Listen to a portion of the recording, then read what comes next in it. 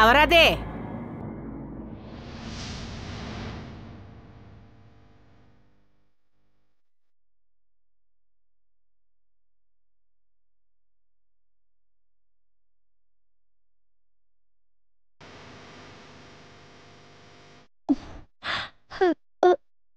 అమ్మా, నేను పూనం. నువ్వు ప్రాణాలతోనవా?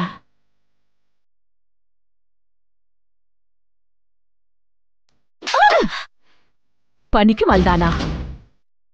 నీ ఇంట్లో ఉండేవాళ్ళందరూ నా మొగుడు కొడుకు నిన్ను చంపేశారని చెప్పారు. ఈ రోజు నీ వల్లే వాళ్ళిద్దరూ 3 సంవత్సరాలుగా జైల్లో ఉన్నారు. నువ్వేంట్రా అంటే ఇప్పుడొచ్చి ఇక్కడ నించున్నావు, ప్రాణాలతో ఉన్నావు. అందరికీ నమస్కారం. నేను మీ అనూప్ సోనీని. క్రైమ్ ప్యాట్రోల్లోని బ్లాక్ హెడ్లైన్స్ కి మీకు స్వాగతం పలుకుతున్నాను. ఇవాళ ఎపిసోడ్ కి స్వాగతం. ఒక అమ్మాయి చనిపోయినట్టు పోలీస్ రికార్డులో రిజిస్టర్ అవుతుంది. ఆ ఊరు కార్పొరేషన్ వాళ్ళు కూడా డెత్ సర్టిఫికేట్ ఇష్యూ చేశారు. దాంతో కోర్ట్ తను హత్య చేయబడిందని నిర్ణయించి దానికి శిక్ష కూడా విధించేసింది. కానీ ఆ అమ్మాయి మళ్ళీ ప్రాణాలతో మన కళ్ల ముందొచ్చి నిలబడుతుంది. తనని ఎవరూ హత్య చేయలేదు, తను ఇంకా బతికే ఉందని వచ్చి చెప్తుంది. ఇప్పుడు తను చెప్పింది నిజమైతే ఇందులో ఆశ్చర్యకరమైన విషయం ఏంటంటే 3 సంవత్సరాల క్రితం ఏ అమ్మాయి అయితే చంపబడిందో, ఎవరు బాడీ అయితే పూనంది అని పోలీసులు డిక్లేర్ చేశారో, అయితే ఆ అమ్మాయి ఎవరు? ఇది చూడ్డానికి వినడానికి అస్సలు సినిమాలో ఉన్నట్టే ఉంటుంది. కానీ ఇలాంటి ఒక సంఘటన నిజంగానే జరిగింది. ఇది మాత్రమే కాదు, సిటీలో ఆశ్చర్యం కలిగించే ఒక సంఘటన కూడా జరగాల్సి ఉండింది. అది చాలా దారుణమైన సంఘటన.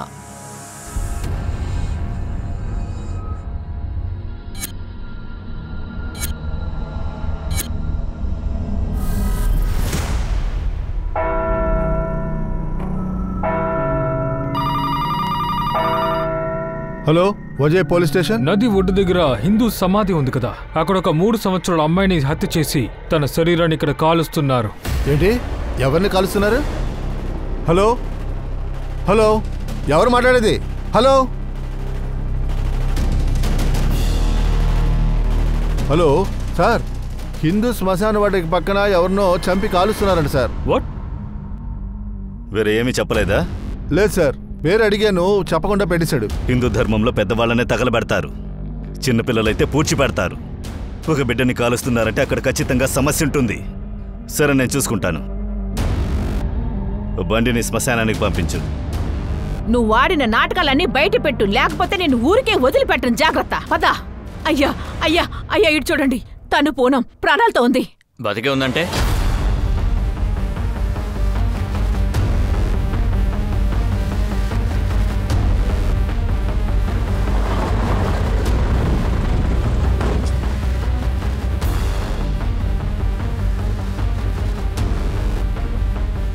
రండి రండి, ఈ మంటల్ని ఆర్పండి. బాడీని రికవరీ చేసి పోస్ట్ మార్టంకు పంపించాలి.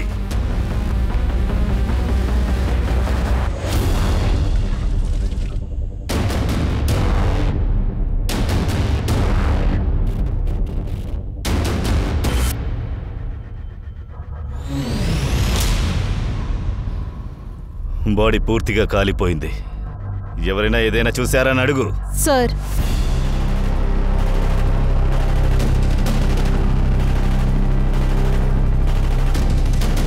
సార్, శ్మశానంలో ఉన్న వాళ్ళకి బిడ్డ గురించి ఏమీ తెలియలేదు.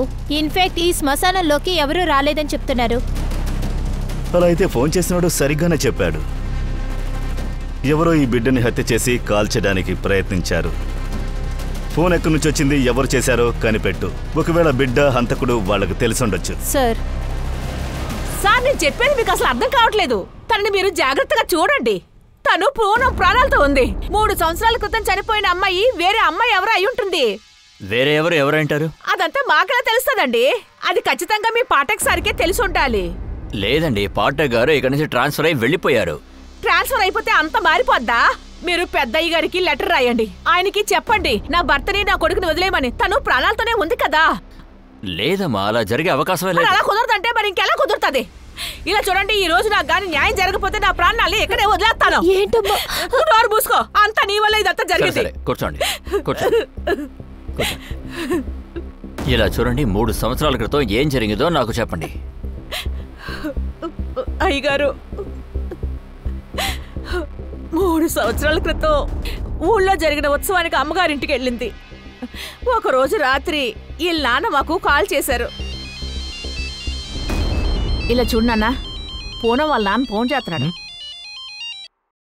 నమస్తే నాన్న, ఎలా ఉన్నారు? మేం బానే ఉన్నామయ్యా. అవును, పూనం వచ్చేసిందా? పూనమ్మా తను ఇక్కడికి వస్తానని చెప్పిందా? అవునయ్యా, నువ్వు తనని ఒంటరిగా రమ్మన్నావు కదా. నేనలా ఏం చెప్పలేదే నాన్న. నువ్వు ఏమంటున్నావయ్యా? సుమారు 4 గంటలకి ఇక్కడి నుంచి బయలుదేరింది కదా. కానీ ఇంకా తను ఇక్కడికి రాలేదు నాన్న.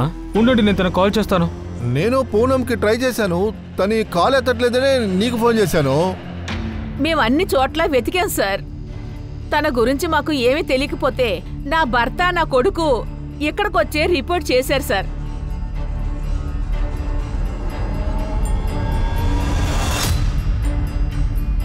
ఇదే పూనం బాడీ అని చెప్పి పేటెక్ సార్ ఏదో బాడీని తీసుకొచ్చారు. వీళ్ళ నాన్న కూడా పూనం అనుకొని దానం చేసేశారు. ఆ తర్వాత నా కొడుకు మీద, నా మొగుడు మీద వరకట్నం వేధింపులని కేసు వేసేశారు. అరే సార్, మేము అసలు ఏం చేయలేదు సార్. మేమే మా కోడల్ని చంపుంటే తను కనిపించట్లేదని మేమెందుకు సార్ రిపోర్ట్ ఇస్తాం చెప్పండి. నేను చెప్పేది కాస్త వినండి సార్. దయచేసి మేము చెప్పేది కాస్త వినండి సార్. మిమ్మల్ని తీసుకెళ్లిపోతున్నారు, దయచేసి వదిలేయండి.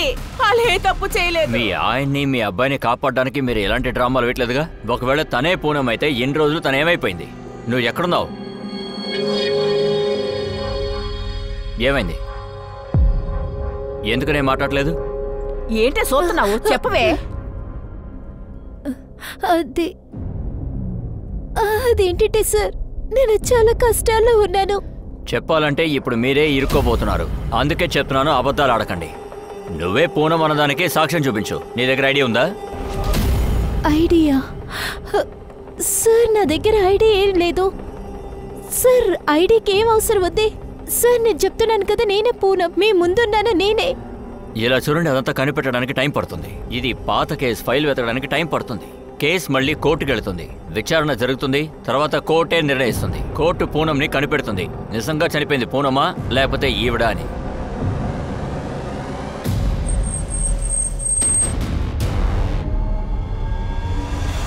నువ్వు మా ఇంట్లో కాలిటిన దగ్గర నుంచి మా ఇల్లు నాశనం అయిపోయింది. అంతకంటే నువ్వు నిజంగానే చచ్చిపోయి ఉంటే ఎంతో బాగుండేది. నీ వల్ల నా మొగుడు, కొడుకు జైల్లో మగ్గుపోతున్నారు. సార్, అక్కడిద్దరు వాగుతూ వెళుతున్నారు కదా, ఎవరు వాళ్ళు? సార్, చాలా వ్యత్యాసమైన కేసు. 3 సంవత్సరాల క్రితం ఒక అమ్మాయి చంపబడింది. ఆ నేరం కింద మొగుడు, మామగారు జైల్లో ఉన్నారు. ఇప్పుడు 3 సంవత్సరాల తర్వాత అదే అమ్మాయి నన్ను చంపలేదని చెప్తోంది. అయితే 3 సంవత్సరాల క్రితం వేరే అమ్మాయే చంపబడింది సార్. వాట్? అవును సార్, ఇది పాఠక్ సార్ ఉన్నప్పుడు జరిగింది సార్. సార్, ఆ బిడ్డ కోసం ఒక కాల్ వచ్చింది సార్. అతను చర్చ్ ఫాదర్ అంట. అతని పేరు స్టీవ్ లాకర్. అభిషేక్, ఈ కేసుని బాగా స్టడీ చేయి. కేసు ఫైల్ని నాకు పంపించు. సార్. ఫాదర్, మీరు ఫోన్ చేసి ఆ బిడ్డ గురించి మాకు చెప్పారు. ఆ బిడ్డ గురించి మీకెలా తెలిసింది? Officer, it's happened around 12 PM. నేను ప్రేయర్ కోసం చర్చ్కి వచ్చాను. అప్పుడు చర్చిలో ఉన్న డొనేషన్ బాక్స్ని చూశాను. బాక్స్ మీద ఒక లెటర్ ఉంది. అందులో ఏం రాశారంటే 3 ఏళ్ల అమ్మాయిని హత్య చేశారంట.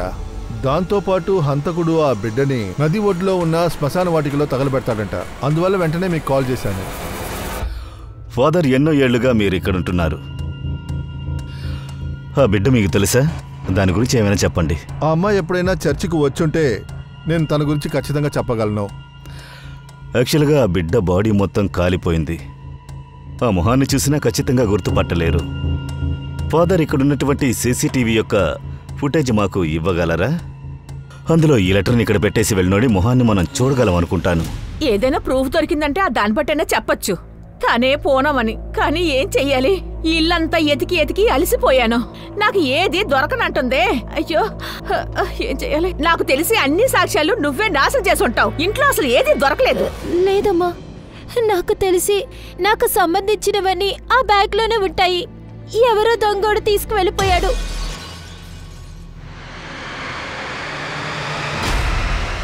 ఏ దొంగ?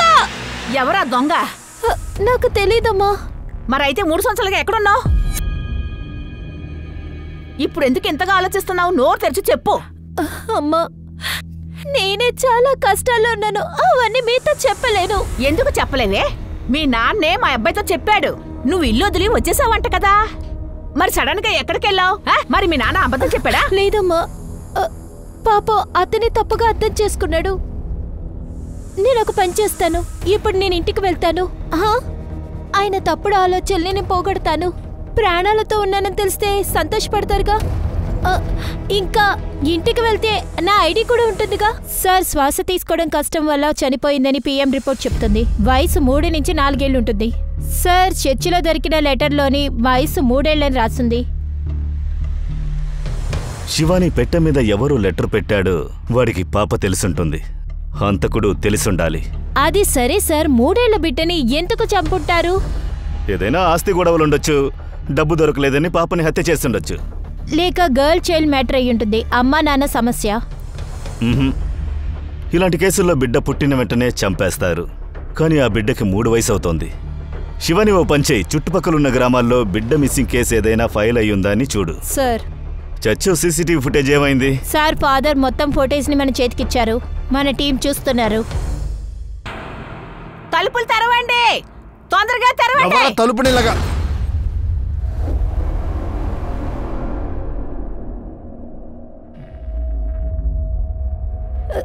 నాన్న, అమ్మో నాన్న. ఏంటి నాన్నగిరి లోపలికి వస్తున్నావు? బయటికి పో బయటికి. మేమా లోపల దూసుకొస్తున్నాం? ఇద్దరు డ్రామాలు చేస్తున్నారా? మేమెవరో తెలీదు. ఇదిగో మీ పూనం, మీరిద్దరూ నా కొడుకుని నా భర్తని ఇదిగో దీన్ని చంపారని చెప్పి వాళ్ళిద్దరిని జైల్లో పెట్టించారు. ఇప్పుడు మీ ఎంత నేను చూస్తాను. మీ ఇద్దరిని 30 సంవత్సరాలు జైల్లో పెట్టే వరకు నేను అస్సలు నిద్రపోనంటే నిద్రపోను. లేదు మీరే లోపలికి పోతారు. మోసం చేసిన తప్పు కోసం, మీ భర్తని కొడుకుని మోసం చేయడం కోసం నా కూతురులాగా ఉన్న దాన్ని ఇక్కడికి తీసుకొచ్చారు మీరు. ఏంటి నాన్న ఇది? ఎందుకు ఇలా మాట్లాడుతున్నారు? చెప్పేది వినండి. నేను కూడా మీకు తెలియలేదా? నేనే నాన్న పూనం. చూడు, అనవసరంగా బంధాలు గిందాలని లోపలికి రావద్దు. అర్థమైందా? పోండి. ఇది చాలా అన్యాయం. ఈ అమ్మాయి మీ అమ్మాయి అని ఒప్పుకోండి. నేను చెప్పేది కాస్త వినండి. అరే తలుపు తెరవండి. తలుపు తెరమంటున్నారా? తెరవండి.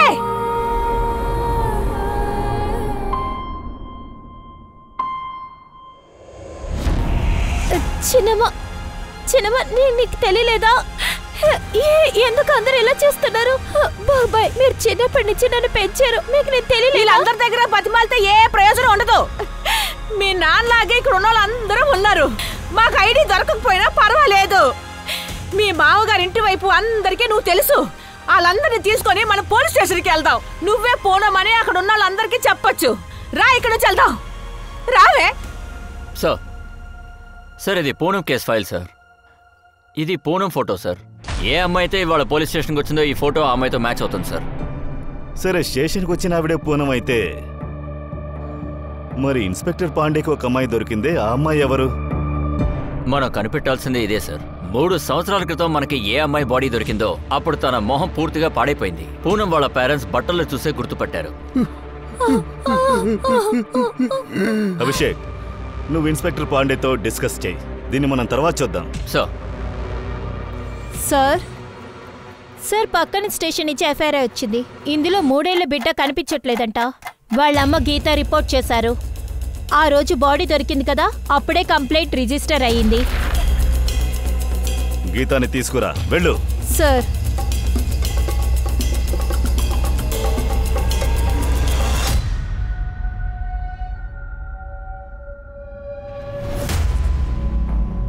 ఇది బాడీ పైన దొరికింది. ఇదేంటో మీకు తెలుసా?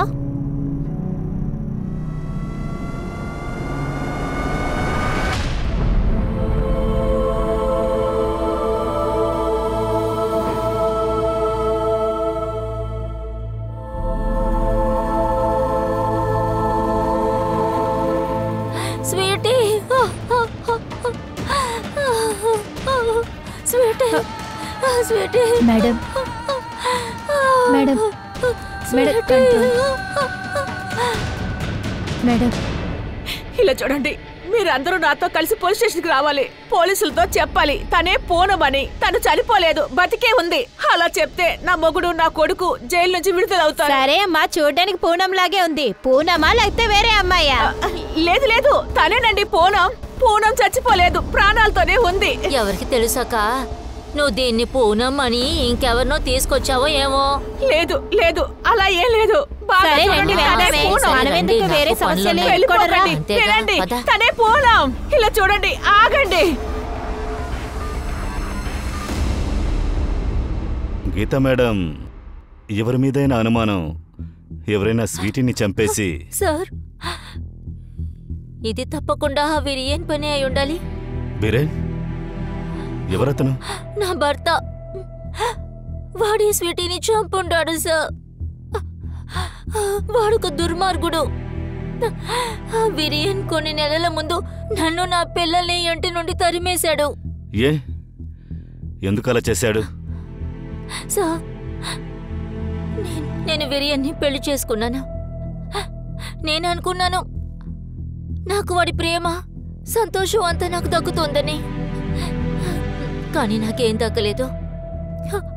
అంతెందుకు, వాడి తమ్ముడు కూడా నన్ను వదలలేదు. సార్, వాడు కక్ష తీర్చుకోవటం కోసం నా భర్తతోనూ నా అత్తయ్యతోనూ చెప్పేశాడు. అనయ్య, నీతో చెప్పడానికి సిగ్గుచెట్టుగా ఉంది. తను నాతో ఏమంటుందంటే అది మీకు వయసు అయిపోయిందంట, అందువల్ల మీరు అసలు ఏమీ చేయలేకపోతున్నారంట. కాదు, వీడు అబద్ధం చెప్తున్నాడు. వీడే ముందు నన్ను కౌగులించుకోవటానికి చూశాడు విరియన్. అత్తయ్య, అది కోసి పిచ్చిదానా, నీకు ఇంకొకటి శరీరం కావాలా? కోసి కారం పెడతాను, జాగ్రత్త. నా మాట వినేందుకు అక్కడ ఎవరు సిద్ధంగా లేరు. నేను ఎప్పుడు ఎదిరించడం మొదలు పెట్టానో అప్పుడు విరియన్ నన్ను, నా కూతుర్ని. ఏయ్ పోవే, పరే మగడితో పడుకోవాలని నీకు అంత ఆశగా ఉందిగా. ఇప్పుడు ఎడుతున్నాడు, పడుకో పో. నేను ఎక్కడికి వెళ్తానండి? ఆ పిల్లలు మొహాలి నీళ్ళని చూసుకోమంటావేంటే? ఈ అసలు నాకు పుట్టిన నాకే అనుమానంగా ఉంది. పిచ్చిదానా, ముందు పో ఇక్కడి నుంచి. ఏమని చేసుకో, జరగ. అలా చెయ్యొద్దు. ఏమండి, మీ ఇద్దరి మధ్య ఇన్ని విషయాలు జరిగాయి, మీరు పోలీసులో కంప్లైంట్ ఏమీ ఇవ్వలేదా? సార్, నేను ఒంటరిగా ఎలా పోరాడాలి? ముందు పిల్లల్ని నేను కాపాడాలి. శృతి ఎలా కనిపించకుండా పోయింది? ఆ రోజు వంటగదిలో నేను వంట చేస్తూ ఉన్నాను. పైగా బాబు స్కూల్కి వెళ్ళాడు. పాప వాకిట్లోనే ఆడుకుంటూ ఉంది. నేను కాస్త పట్టించుకోలేదు అంతే. Sweety, sweetie, Sweety. సార్, నేను ఖచ్చితంగా చెప్తున్నాను, నా భర్తే స్వీటీని కిడ్నాప్ చేసి ఉండాలి. గీత భర్తని అతని తమ్ముణ్ణి వెంటనే వెతికి కనిపెట్టండి. సార్, ఇలా చూడండి, నా కోడలు మీ ముందే నించుంది కదా, అది వదిలేసి ఐడీలన్నీ అడుగుతున్నారు. సరే, మీరు నా భర్తని కొడుకుని వదిలిపెట్టరు కదా. నేను ఇప్పుడే ఇక్కడ చచ్చిపోతాను. చూడండి. ఏమైంది? ఏంటక్క డ్రామా? ముందు ఈ గుంపును పంపించండి. నా భర్తని కొడుకుని పోండి, వదిలిపెట్టండి. పోండి. వాళ్ళకి ఏంటి ఏం పాపం తెలీదు. సరే, ఇన్స్పెక్టర్ పాండేతో మాట్లాడవా? సార్, ఇప్పుడు ఆయన వేరే చెప్పేది కేసులో వినండి. బిజీగా ఉన్నారు, అందుకని మాట్లాడడం కుదరలేదు. వీళ్ళ బయోమెట్రిక్ గుర్తులేమైనా? లేదు సార్, ఈవిడ దగ్గర ఆధార్ కార్డు లేదు, బ్యాంక్ డీటెయిల్స్ లేవు సార్. పూనం నేనేనంటుందిగా, తన్ని లోపలికి పంపించు. ఒక లేడీ కానిస్టేబుల్ని ఆవిడ్ని చూసుకోమని చెప్పు. సార్,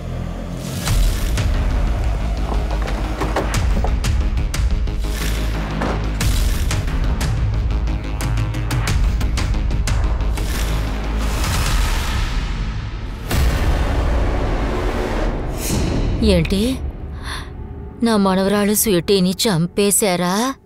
ఏం తెలియనట్టు బాగా నటిస్తున్నారు. ఖచ్చితంగా ఈ పని మీరే చేసుంటారు. లేదు మ్యామ్, నేను అసలు ఏం చేయలేదు ఏ, మ్యామ్. మీ వదినతోనే తప్పుగా ప్రవర్తించావు. నిన్ను మీ అన్నిని మీరు చూసుకుంటావు. వీరేన్ ఎక్కడా? బయట ఊరికి వెళ్ళాడు పని విషయంగా. ఫోన్ ఎందుకు స్విచ్ ఆఫ్ చేశాడు? బహుశా బ్యాటరీ అయిపోయి ఉంటుంది. నీ బ్యాటరీని మేం చార్జ్ చేస్తాం. లేదు మేడం, మేడం, మేమేం ఏం తప్పు చేయలేదు. చేయలేదు. మేడం, అరే, మీరు నేను ఎందుకు చెప్పేది ఇలా వినండి. చేస్తున్నారు?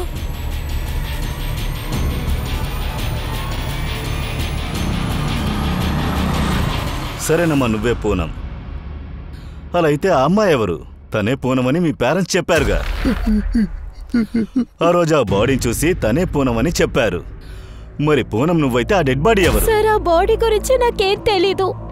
మా అమ్మ నాన్న నాతో ఎందుకు ఇలా ప్రవర్తిస్తున్నారో తెలియదు సార్. వాళ్ళ కూతురుగా నన్ను ఒప్పుకోవట్లేదు. మళ్ళీ చెప్తున్నాను, నేనే ఆ పూనం. నేను చనిపోలేదు, ప్రాణాలతో ఉన్నాను. నువ్వింకా ఒక విషయం చెప్పలేదు. ఈ 3 ఏళ్లు నువ్వు ఎక్కడున్నావు? నీ కేసుని నేను బాగా స్టడీ చేశాను. మీ అమ్మా నాన్న స్టేట్మెంట్ ప్రకారం వాళ్ళ కూతురు 3 ఏళ్ల క్రితం వాళ్ళ అత్తగారింటికి వెళ్ళింది. అప్పుడే వాళ్ళు చివరిగా పూనంని చూశారు. వాళ్ళు సరిగ్గానే చెప్పారు. ఆ రోజు మా ఇంటి నుంచి మా అత్తయ్య ఇంటికి వెళ్ళాను. ఏమా అల్లుడు గారు ఇక్కడ నేను తీసుకెళ్ళడానికి వచ్చుండాలి. పెళ్ళైన కొత్తలోనే నేను ఇలాగా ఒంటరిగా పంపించొచ్చా? నాన్న తన పని చూసుకుంటారా, నన్ను చూసుకుంటారా? 3 గంటల్లో నేను వెళ్ళిపోతాను. ఒంటరిగా వెళ్తాను. ఏవండి, మీరు వెళ్ళి డ్రాప్ చేసి రండి. అరే అందులో ఉంది, నేనే వెళ్ళొస్తాను. అయ్యో నాన్న, ఎందుకంత టెన్షన్ పడుతున్నారు? నేను వెళ్తాను నాన్న. నేను అత్తయ్య వాళ్ళ ఇంటికి వెళ్ళడానికి బస్ స్టాప్లో వెయిట్ చేస్తున్నాను. బస్ కోసం వెయిట్ చేస్తున్నప్పుడు ఒకడు నా బ్యాగ్ని దొంగలించి పరిగెత్తాడు. నేను వాడు వెనకాలే వెళ్ళాను. వాడు పట్టుకుందామని చాలా ప్రయత్నించాను, కానీ పట్టుకోలేదు. అప్పుడు నేను చాలా భయపడ్డాను, ఏడ్చాను. అప్పుడు కారులోంచి ఒక అమ్మాయి వచ్చింది.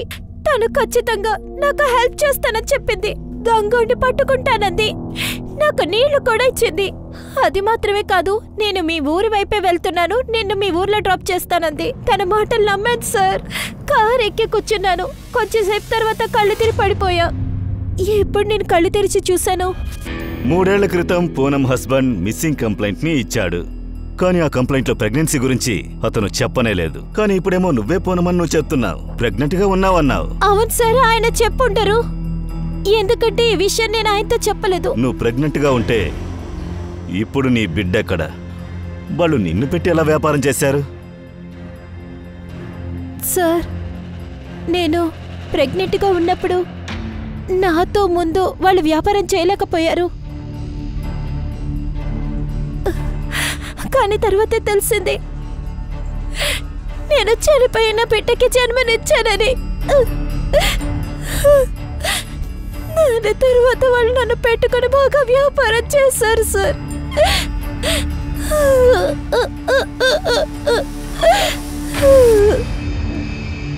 అక్కడి నుంచి ఎలా తప్పించుకుని వచ్చావు? నేను ఎప్పుడు తప్పించుకోవాలని ప్రయత్నించాను సార్. ఒకరోజు నాకు ఆ టైం వచ్చింది.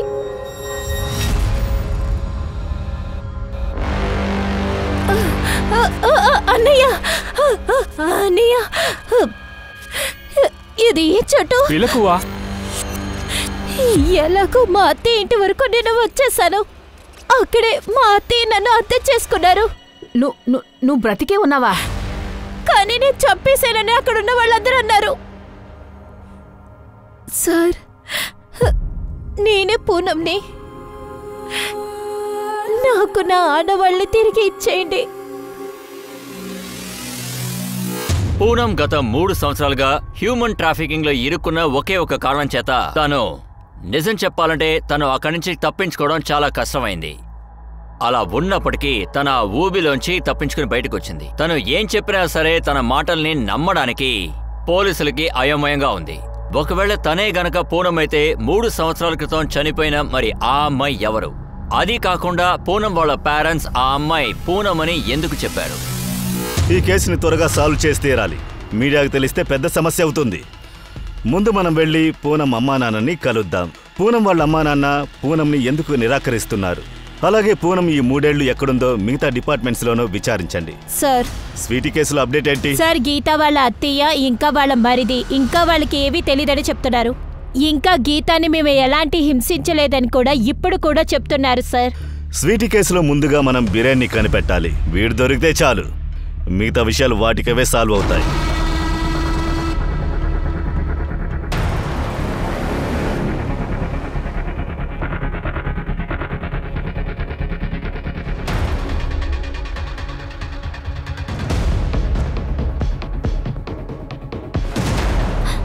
నాకు అర్థమవుతుంది బాబు. స్వీటీని తలుచుకునేగా నువ్వు ఏడుస్తున్నావు. స్వీటీ తిరిగి వస్తే బాగుంటుంది కదూ.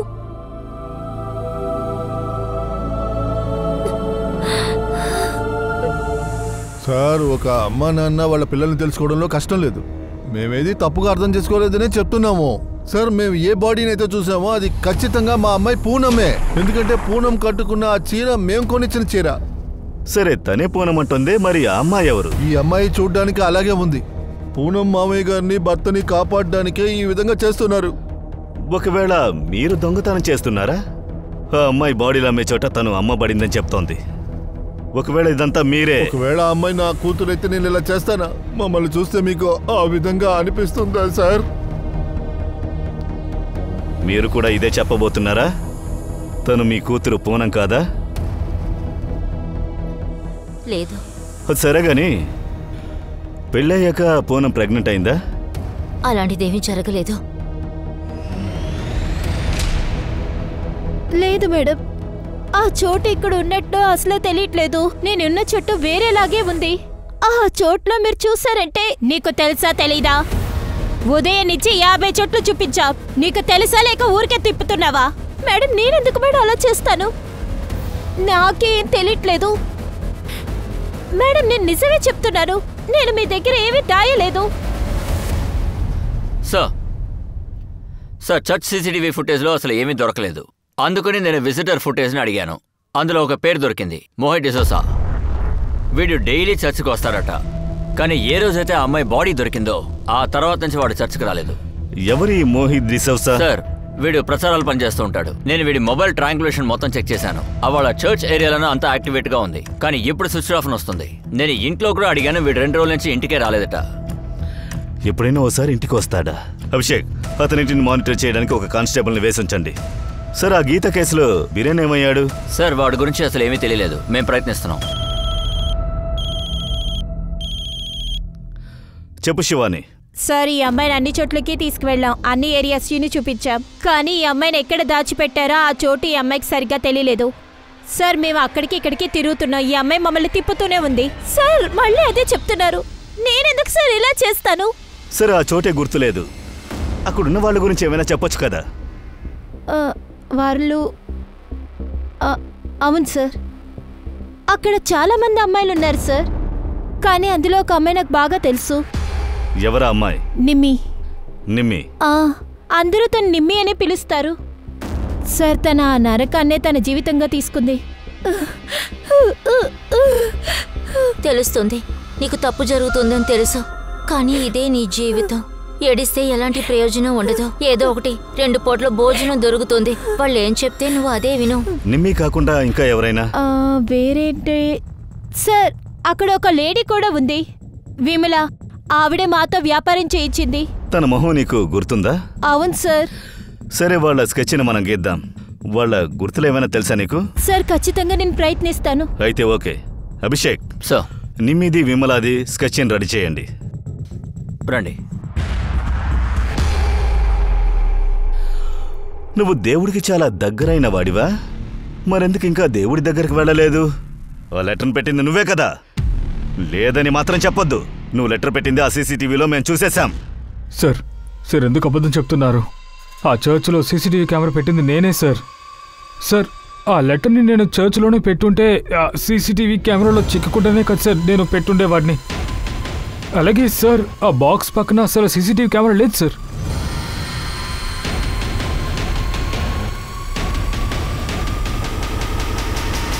సరైన దొంగన ఎలా ఉన్నాడు.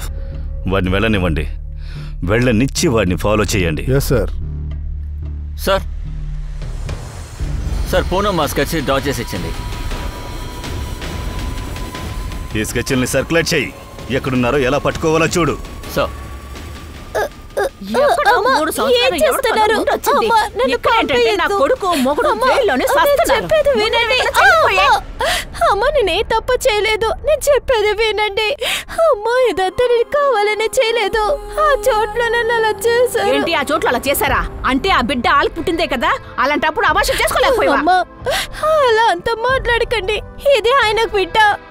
ఏ సంతోషమైన విషయం చెప్పడానికి అమ్మ ఇంటి నుంచి నేను బయలుదేరాను. మీ నాన్నలాగే నువ్వు అబద్ధం ఆడుతున్నావా? అదే నా బిడ్డకు సంబంధించిన బిడ్డ అయితే నాతో చెప్పవా? నువ్వు ఎవడు బిడ్డనో ఇప్పుడు మోసంటావు. అందువల్ల ఆ బిడ్డ చనిపోయిందిలే. ఎవరి పక్కన ఉన్న కొడుకోని ఇప్పుడు నా కోడలని చెప్పడానికి వచ్చావా?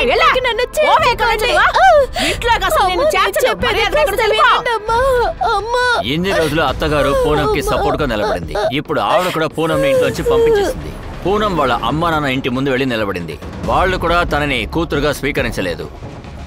పోలీసులకి ఇప్పుడు కూడా అనుమానంగానే ఉంది. పూనం చెప్పేది నిజమా కాదా అనే అనుమానంగానే ఉంది. పోలీస్ వాళ్ళు నిమ్మిని తీవ్రంగా వెతకడం మొదలు పెట్టారు. అలాగే గీతా కేసులో అత్తగారిని మరిదిని పోలీసులు అరెస్ట్ చేశారు.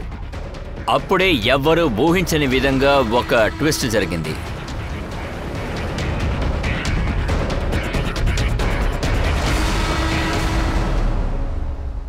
సార్, నేను నా పిల్లల్ని గీతని ఇంట్లో నుంచి ఏం తరమే లేదు. తనే పిల్లల్ని తీసుకుని మమ్మల్ని వదిలి వెళ్ళిపోయింది. తనని చూడడానికి నేను తప్పించిపోతున్నాను, కానీ తనే ఎవరిని చెప్తోంది నేను స్వీటీని చంపుతారా చెప్పండి. నాటకాలు ఆడడం ఆపు. స్వీటీని హత్య చేసింది నువ్వు కాకపోతే ఫోన్ ఎందుకు ఆఫ్ చేసి పారిపోయావు? సార్, నేను పని విషయంగా వెళ్ళాను సార్. నా మీద అబద్ధపు కుట్ర వేశారని చెప్పగానే నేను భయపడిపోయాను. మీరు మా అమ్మని తమ్ముడిని స్టేషన్లో నుంచి వదలలేదని ఎప్పుడు తెలిసిందో అప్పుడే వచ్చాను సార్. వాళ్ళేం చేయలేదు, వాళ్ళని వదిలేయండి సార్. నువ్వు, మీ అమ్మ, మీ తమ్ముడు ముగ్గురు కలిసి గీతాని టార్చర్ చేశారు. నిన్ను మేము వదలలా, నువ్వేరా లోపలికి వెళ్ళబోతున్నావు. మేం టార్చర్ చేసామా? మేమా? అదే మమ్మల్ని టార్చర్ చేసింది సార్. నేను బాగా చదువుకుని వచ్చాను, కానీ నువ్వు బిడ్డలు కొని మిషన్ లా చూస్తున్నావు కదా నన్ను. ఇద్దరు పిల్లల్ని నేనే చూసుకుంటున్నాను. ఎందుకు నేను ఊరుకోవాలి? ఎందుకు అరవకూడదు? నన్ను తీసుకొచ్చి గ్రామంలో పడేశారు. పైగా మీ అమ్మగారు తమ్ముడు కూడాను. ఛే, కోడలుగా మీకు సేవలు చేయడం నాకు అసలు ఇష్టం లేదు. కుటుంబం అంటే అందరూ కలిసే బ్రతకాలి. అదే బ్యూటీ పార్లర్ పెట్టుకున్నావు కదా, మరి ఇంకేం కావాలే? ఏం చెయ్యాలంటే ఏంటి? నువ్వు పెద్ద సహాయం చేస్తున్నావా? పెళ్లి చేసుకో అనగానే నోరు ముసుకుని నేనేమీ పట్టించుకోలేదు. నన్ను బాగా చూసుకుంటావు అనుకుంటాను, కానీ కాదు. నీ నడు ఇప్పుడే విరిగిపోయింది.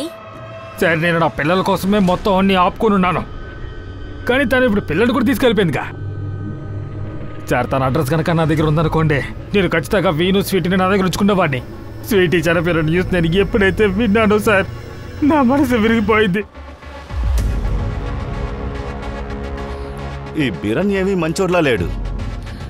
శివాని నువ్వు పంచే బిరేన్ అమ్మని తమ్ముణ్ణి వదిలేసే. అలాగే ఒక కానిస్టేబుల్ పెట్టి 24 hours బిరేన్ని ఫాలో చేయమను. గీతా గురించి తెలుసుకోవాలి, తన పాస్ట్ ప్రెసెంట్ అన్నీ కూడా. వీళ్ళిద్దరూ ఎలాంటి వాళ్ళో తెలుసుకొని తీరాలి. అది మనకు తెలిసేంత వరకు ఇద్దరిలో ఎవరు చెప్పేది నమ్మలేము.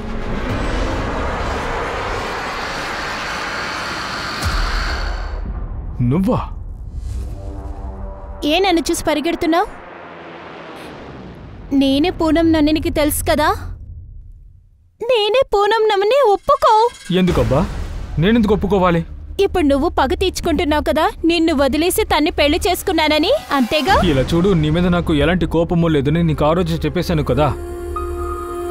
కానీ నువ్వు నన్ను లవ్ చేసాగా, ఒక ఫ్రెండ్గా సహాయం కోసం వచ్చాను. ఇలా చూడు, మనం ఇప్పుడు ఫ్రెండ్స్గా కూడా లేము.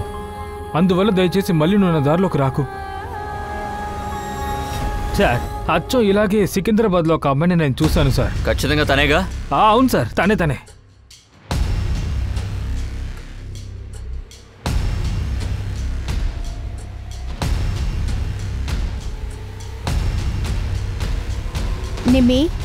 నిమ్మి ఎవరు? నువ్వే కదా. మీరేమంటున్నారు? నా పేరు శిఖా. నాతో అబద్ధం చెప్పకు. పూనం నీ గురించి నా దగ్గర అంతా చెప్పింది. ఒక ప్రాస్టిట్యూషన్ గ్రూప్లో నువ్వు ఇరుక్కున్నావు కదా. ఏంటి? ఎవరు పూనం? నిజంగానే నాకు పూనం ఎవరో తెలీదు. ఉండండి, నా ఐడి కార్డ్ చూపిస్తాను.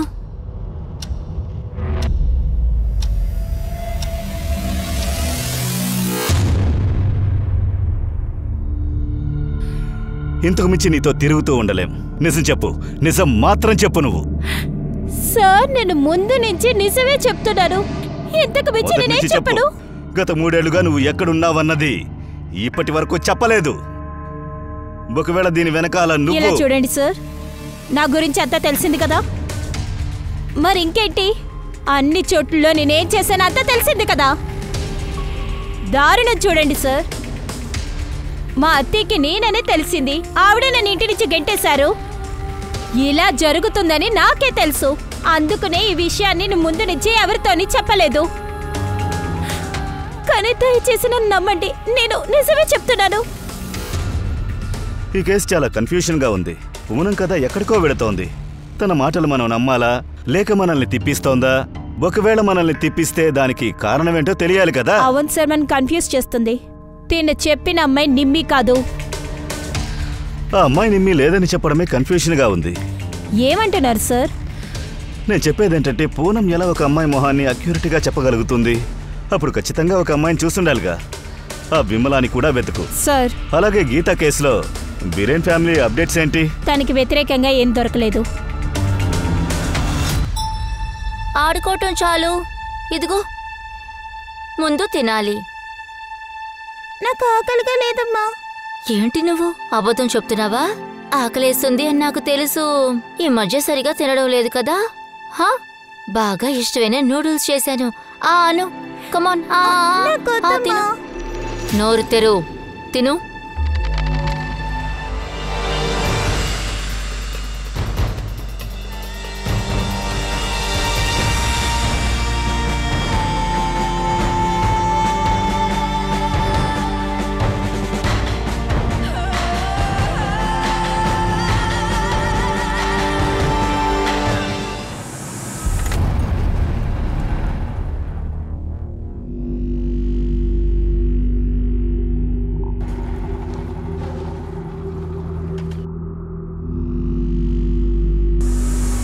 మ్యామ్, ఈరోజు మీకు లక్కీ డేనేలే. నిమ్మి నిజం ఏంటో బయటకు వచ్చేసింది.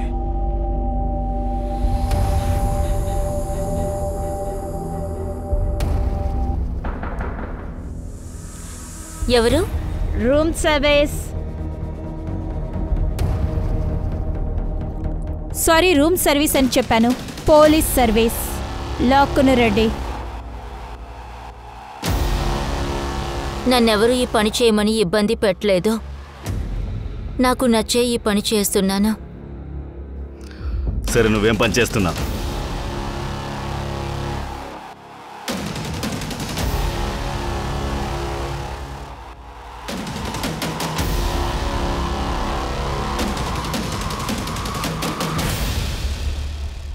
సార్, నా పని చాలా సింపుల్. ఆడవాళ్ల మధ్య నేను ఉంటాను. సార్, మా నెట్వర్క్ మొత్తం ఇండియా అంతా స్ప్రెడ్ అయి ఉంది. కానీ నా అండర్ లెవెల్లో లక్నో మాత్రమే ఉంది. పూనంని ఎవరు నీ దగ్గర అమ్మారు? అది పారు అని ఒక అమ్మాయి ఉండేది. తనే పూనంని అమ్మింది. తనే మా సప్లయర్. సార్, కాల్ నెంబర్స్లో చూసాను ఇది పారు నెంబర్ కాదు, కానీ ఖ్యాతి పేరులో రిజిస్టర్ అయి ఉంది. ఖ్యాతినా? ఆశ్చర్యపడే విషయం ఏంటంటే ఖ్యాతి ఫోటోలో గీత ఫోటో అంటించుంది. ఇంకా ఈ నెంబర్ నుంచి మోహిత్కి చాలా కాల్స్ వెళ్ళాయి.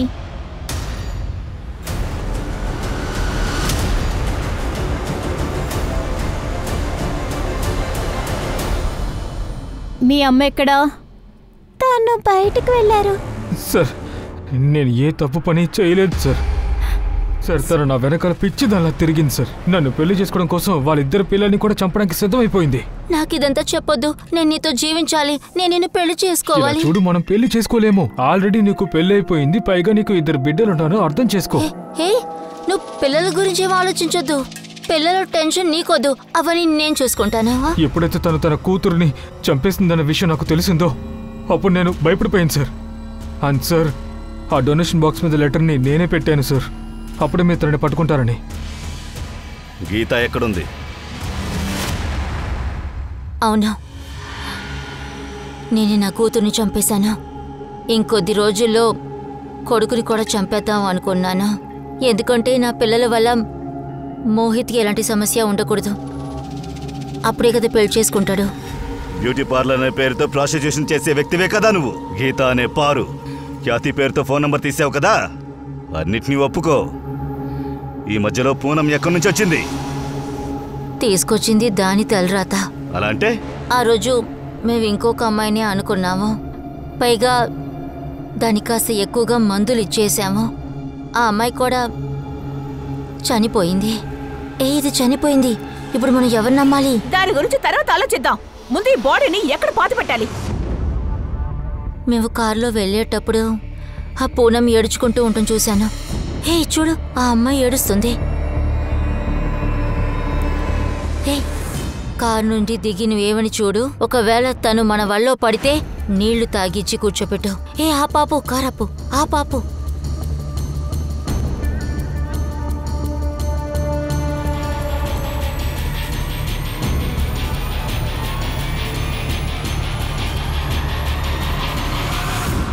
కార్ని ఎవరూ లేని చోటు దగ్గర ఆపాం. పూనంకి జరిగింది తన తలరాత అని అంటున్నావు. ఇది తన తలరాత కాదు. ఇది నువ్వు చేసిన నేరం. తన తలరాతని నువ్వు మార్చేశావు. ఇప్పుడు నువ్వు నీ తలరాతను చూడు. చచ్చేంత వరకు నువ్వు జైల్లోనే ఉండబోతున్నావు. నీ తలరాతను మార్చేది వేరే ఎవరు కాదు. నీ చేతులతో నీ తలరాతను నువ్వే రాసుకున్నావు. ఇన్ని తప్పులు నువ్వు చేసి తలరాత.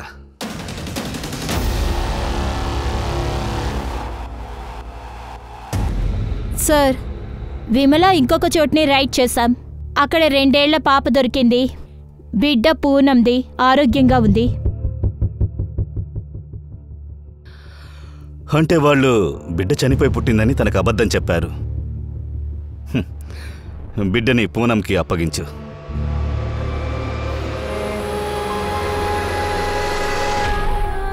ఒక జాలిపడ్డ బిడ్డ గురించి ఈ కథ మొదలైంది. ఇదొక హ్యూమన్ ట్రాఫికింగ్ లో వెళ్లి ముగిసింది. అది మొత్తం ఎక్స్పోజ్ అయిన తర్వాత పోలీసులు దాదాపు 200 మందికి పైగా ఆడవాళ్ళని కాపాడారు. కానీ మనం ఏదో ఒక విధంగా పూనంని మెచ్చుకోవాలి. ఆవిడ ధైర్యంగా ఉన్నారు కాబట్టే ఇంతమంది అమ్మాయిల్ని కాపాడగలిగాం. ఇప్పుడు పూనంకి మళ్లీ తన గుర్తింపు అనేది దొరికింది. ఏమైందండి? అదే ప్రూవ్ చేశాంగా అది నా కూతురు పూనమే అని. ఇప్పుడు దాన్ని చూడడానికి వస్తారుగా. కానీ 3 సంవత్సరాల తర్వాత పోలీసులు ఒక తప్పు చేశారు. అందుకని వాళ్ళు పోలీస్ స్టేషన్, కోర్టు, కేసు అని తిరగాల్సి వచ్చింది. కోర్టు కూడా పూనం వాళ్ళ ఇంటికి 10 లక్షల రూపాయల కాంపన్సేషన్ ఇవ్వాలని ఆర్డర్ వేసింది.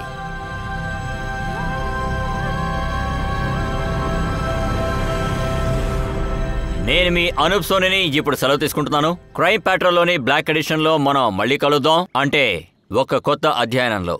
గుర్తుంచుకోండి, క్రైమ్కి మీకు ఒక చిన్న తేడానే ఉంటుంది. సో జాగ్రత్తగా ఉండండి, సురక్షితంగా ఉండండి. జై హింద్.